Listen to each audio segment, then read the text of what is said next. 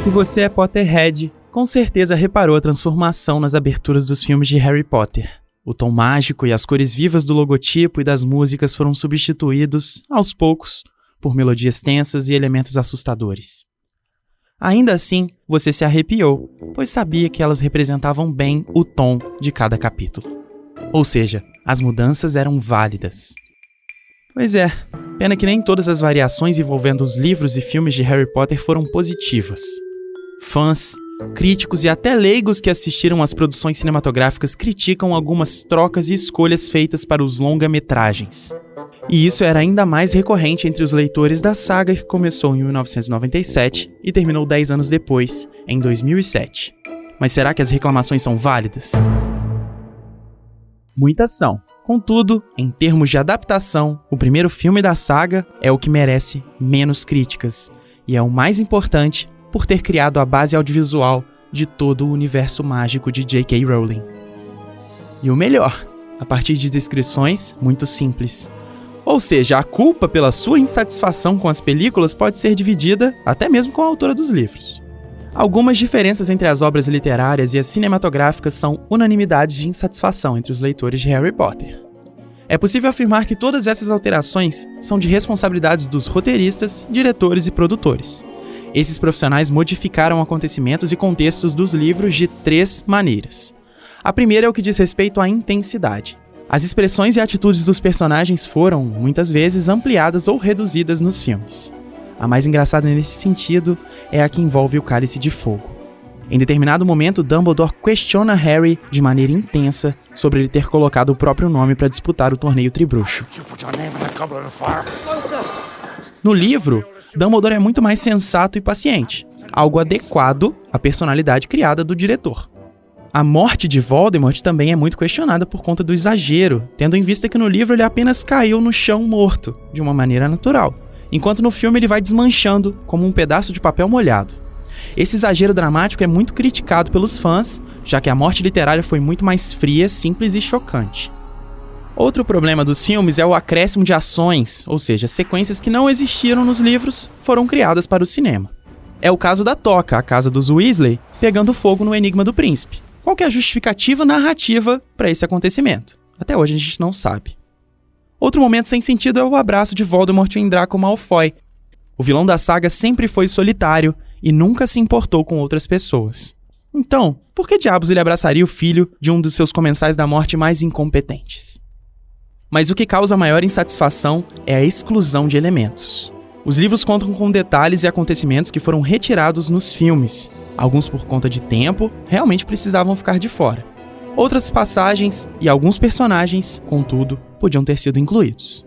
Por exemplo, os finalistas do torneio Tribruxo só precisaram encarar uma planta e um vendaval no labirinto? Onde estavam a Esfinge, as outras criaturas que em conjunto deixavam o desafio final mais complexo e perigoso que os demais? Por que o Poltergeist Pirraça nunca apareceu nos filmes, sendo que é um dos fantasmas mais antigos, caóticos e interessantes de Hogwarts? No 4º livro, Hermione criou o Fundo de Apoio à Libertação dos Elfos Domésticos. Sabe-se lá o porquê, isso nunca foi mencionado nos filmes. E por qual razão não tivemos o funeral de Dumbledore nos filmes? Vale lembrar que ele é um dos momentos mais emocionantes dos livros. Mas agora que já criticamos um pouco o trabalho dos roteiristas, vamos elogiar os profissionais que cuidaram da criação visual, até porque esse é o objetivo desse vídeo. Tudo começou lá em Harry Potter e a Pedra Filosofal. A Warner precisava conquistar o público com essa produção, caso contrário a franquia poderia se perder nos cinemas. E o grande mérito foi dar um conceito visual satisfatório ao mundo mágico dos livros. A imaginação de Rowling é realmente espetacular, mas a escrita dos livros de Harry Potter é bem simples e bem direta. Ela não abusa dos detalhes para caracterizar locais, como Tolkien fez em O Senhor dos Anéis. E isso pode ser bom ou ruim. É positivo porque estimula mais a nossa imaginação como leitores. No entanto, também pode ser negativo se a autora quiser que as pessoas imaginem algo exatamente como ela pensou. Agora você vai ver como essa forma de escrita pode gerar visões completamente diferentes dos elementos de um livro. Nesse trecho, J.K. Rowling descreve Hogwarts pela primeira vez. Agora que os filmes já foram lançados, temos uma visão influenciada sobre o visual da escola de magia e bruxaria. Mas vamos tentar esquecer um pouquinho do cinema para criar o nosso próprio castelo. Gostou do resultado? Então agora compare com Hogwarts do filme. Os designers de produção de Harry Potter tiveram contato direto com J.K. Rowling durante a criação do castelo. She made a map of Hogwarts and the world around it, and that was her instruction, and that was something that we stuck to very closely. Ou seja, Rowling não descreveu muito a parte externa do castelo, mas sabia o que tinha em mente. E isso ocorreu com a maioria dos locais. Uma exceção é o Salão Comunal. Esse lugar foi descrito mais precisamente pela autora e conseguimos observar isso ao comparar as obras.